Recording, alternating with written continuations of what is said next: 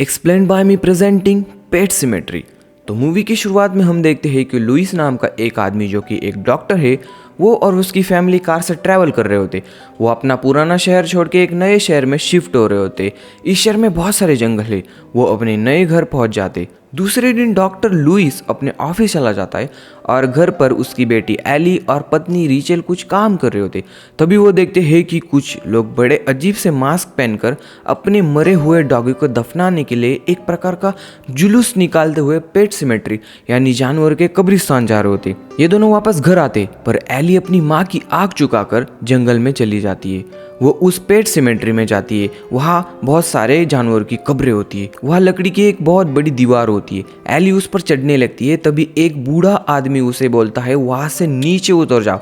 आवाज से एली डर जाती है और नीचे गिर जाती है। तभी वो बूढ़ा आदमी उसके पास आकर उसके पैर से कांटा निकालता है। फिर ये दोनों एक दूसरे को अपना नाम बताते हैं। उसका नाम जट होता है और वो एली को बताता है कि यहाँ पर शहर के लोग अपने पालतू जानवरों को मरने के बाद दफनाते हैं। तभी एली की मॉम रीचल वहाँ आ जाती है। एली जट से रीचल को इंट्रोड्यूस करवाती है। जट बोलता है मैं आपका पड़ोसी हूँ, पर यहाँ बच्चों का इस प्रकार से घूमना ठीक नहीं। अक्सर लोग इस जंगल में खो जाते हैं। ये दोनों जट को बाय करके घर चले जाते हैं। फिर दूसरे दिन डॉक्टर लुइस के हॉस्पिटल में एक एक्सीडेंट का केस आता है। इस लड़के का नाम विक्टर होता है। वो बहुत बुरी तरह जख्मी होता है। लुइस के घर के पास एक रोड है, वहाँ बड़ी तेजी से ट्रक्स चला करते। उसी में से किसी ट्रक ने इसे उड़ा दिया था। डॉक्टर लुइस विक्टर को बचाने की पूरी कोशिश करता है, पर वो अपना दम तोड़ देता है। लुइस को बहुत बुरा लगता है, पर तभी विक्टर अपनी जगह पे उठकर बैठ जाता है। ये देख के डॉक्टर लुइस घबरा जाता है। विक्टर लुइस से कहता है उस लकड़ी के बैरियर को कभी टूटने मत देना। तभी वह नर्स आ जाती है और लुइस देखता है विक्टर अपनी जगह पे मरा पड़ा है। लुइस को लगता है ये शायद उसका भ्रम था। फिर रात को लुइस ये एक्सीडेंट वाली बात रिचल को बताता है। दूसरे दिन एली कुकीज लेके जट के घर पर जाती है। वहाँ जट की मैरिज फोटो होती है। वो एली को बताता है कि उसकी पत्नी बीमारी के कारण अभी इस दुनिया में नहीं है। फिर जट उनके घर डिनर पर जाता है। तब जट बताता है कि पेट सिमेट्री लुइस के ही प्रॉपर्टी में आती है। रात को जब लुइस सो रहा होता है तभी उसे विक्टर की आवाज़ आती है। वो विक्टर का पीछा करते हुए पेट सिमेट्री में जाता है। लुइस उस लकड़ी के ढेर पर चढ़ जाता है। तभी लकड़ियों के बीच से विक्टर उसका पैर पकड़ लेता है। लुइस डर जाता है। विक्टर उसे बोलता है यहाँ मुर्दे सोते हैं, पर लकड़ियों के उस ओर आत्माएं भटकती है।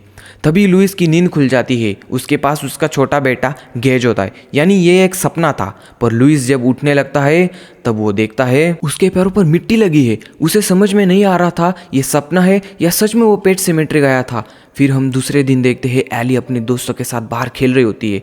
वहाँ लुइस भी होता है। तभी वहाँ जट आ जाता है। वो लुइस को एली के पालतू बिल्ले चर्च की डेड बॉडी दिखाता है। उसे किसी ट्रक ने टक्कर मार दी थी। लुइस परेशान होता है। वो जट से बोलता है कि प्लीज़ ये बात एली को मत बताना। एली उससे बहुत प्यार करती थी। जट कहता है हमें इसे दफनाने का काम आज रात को ही करना होगा। फिर रात को वो दोनों पेट सिमेट्री जाते हैं। वहाँ से जट उसे एक सुनसान और भयंकर जंगल से आगे एक जगह पे ले जाता है और लुइस चर्च को वहीं पे दफना देता है और ये दोनों घर आ जाते हैं। फिर दूसरे दिन लुइस और रिचल एली को समझाते हैं कि चर्च कहीं चला गया है। हमने उससे बहुत ढूंढा पर वो नहीं मिला। एली कहती ये आप क्या कह रहे हो, चर्च तो कल रात को ही वापस आ गया था। लुइस कहता है क्या तुमने कोई सपना तो नहीं देखा। एली बोलती है नहीं और एक कबर्ड की ओर इशारा करती है। लुइस और रिचेल उस कबर्ड में देखते हैं तो वह सच में चर्च होता है, पर उसके हाव भाव बड़े डरावने थे। रात को जब एली उसके बाल ठीक कर रही होती है तब चर्च उसे जख्मी कर देता है और दूसरे दिन वो एली के छोटे भाई गेज पर भी हमला कर देता है। फिर लुइस जट के पास जाता है। तब जट उसे बताता है कि उस जगह में वेंडिगो नाम के एक शैतान का राज चलता है। उस जगह पे काली शक्तियों का वास है। यही यहाँ दफनाई गई कोई भी मुर्दा चीज जिंदा हो जाती है। वहाँ रहने वाले आदिवासी भी उस जगह से भाग गए। जाते जाते उन्होंने वो लकड़ी की दीवार बनाई। बचपन में मेरा डॉग भी मर गया था।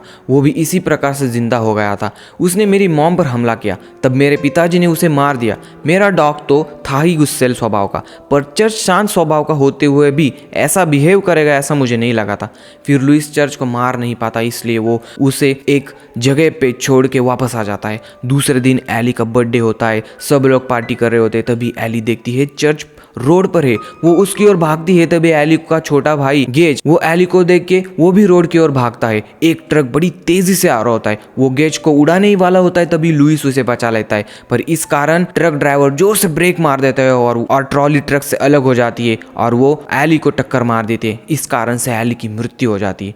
रिचल इस सदमे को बर्दाश्त नहीं कर पाती, इसलिए वो गेज को लेकर कुछ दिनों के लिए अपने माता पिता के घर चली जाती है। और यहाँ लुइस बहुत बड़ी गलती कर देता है। वो एली को उसके कब्र से निकाल के उस शैतानी जगह पे गाड़ देता है और एली जिंदा होकर वापस आ जाती है। लुइस खुश हो जाता है और थोड़ा सा डरा हुआ भी होता है। लुइस उसे नहलाता है और रात को उसी के पास सो जाता है, पर एली अब पहले जैसे नहीं रही थी। दूसरे दिन एली अपनी फ्यूनरल वाली ड्रेस पहन के बड़ा अजीब सा डांस कर रही होती है। वो उसकी फोटो को भी तोड़ देती है और यहाँ गेज बार बार विक्टर का नाम लिए जा रहा था, इसलिए रिचल भी डर जाती है। वो लुइस को कॉल भी करती है पर वो नहीं उठाता, इसलिए वो लुइस के पास जाने के लिए निकल जाती है। पर रास्ते में ही वो जेट को कॉल कर देती है। उसे बताती है कि लुइस कॉल नहीं रिसीव कर रहा, मैं सुबह से ट्राई कर रही हूँ, क्या तुम प्लीज घर जाके चेक करोगे।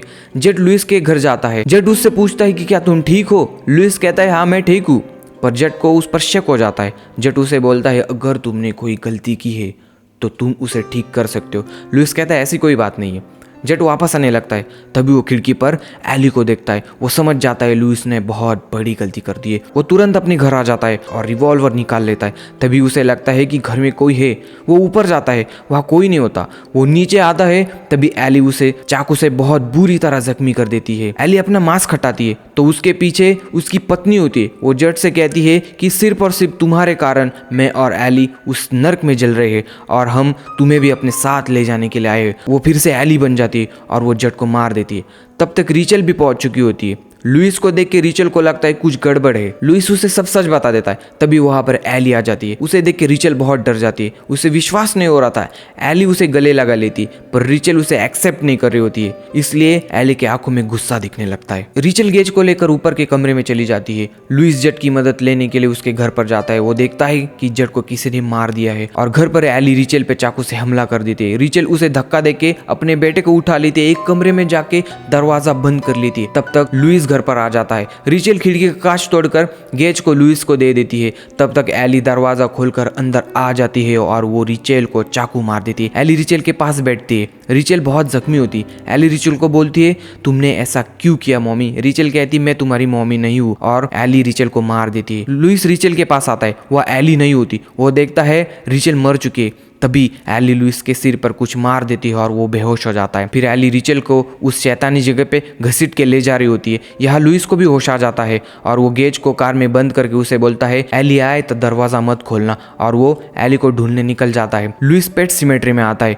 वहाँ कोई नहीं था। तब तक एली रिचल को उस जगह पे गाड़ चुकी होती है और वो लुइस पर हमला कर देती है। जैसे तैसे एली पर वो कंट्रोल करके उसे मारने वाला होता है, तभी पीछे से रिचल उसे मार देती है, क्योंकि वो भी एली की तरह फिर से जिंदा हो गई होती है।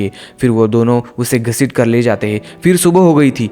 जेट का घर जल रहा था क्योंकि ये तीनों उसका घर जलाकर अब गेज के पास आ रहे थे। फिर हम गेज को गाड़ी के अंदर देखते हैं और गाड़ी अनलॉक होने की आवाज आती है और इसी के साथ मूवी समाप्त हो जाती है। तो दोस्तों अगर आपको ये वीडियो पसंद आता है तो लाइक शेयर और सब्सक्राइब अवश्य कर दे। मैं हूं शंभू रोजे। मिलते हैं अगली वीडियो में, तब तक के लिए धन्यवाद। Bye bye.